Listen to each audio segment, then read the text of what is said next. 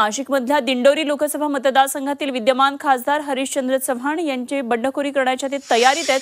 भाजपने राष्ट्रवादीतून आलेल्या डॉक्टर भारती पवार यांना उमेदवारी दिली आहे आणि त्यामुळे चव्हाण बंडखोरी करण्याची शक्यता आहे। उद्या दुपारी सुरगाणामध्ये खासदार चव्हाण यांच्या नेतृत्वाखाली एक विराट सभा आयोजित करण्यात आली आहे।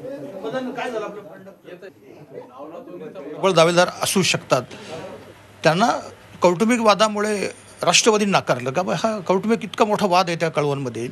आणि पूर्वी एटी पवार त्यांचे सासरे होते, त्यांची एक वेगळी ताकद होती, निश्चितपणे त्यांची एक ताकद होती। एटी पवारांचा कळवण म्हणजे त्यांचा जिल्हा, त्यांचा राज्य, त्यांचा देश अशा प्रकारच्या भूमिकेतनं ते विकासाभिमुख नेतृत्व ते होतं। ते आता दुर्दैवाने हयात नाही आणि त्यांच्या घरामध्ये प्रचंड दोघा भावांमध्ये, दोन्ही जावांमध्ये तो एक संघर्ष आहे आणि म्हणून त्यांना उमेदवारी नाकारली होती। आणि मला असं वाटतं त्या तिथे योग्य नाही म्हणून उमेदवारी नाकारली।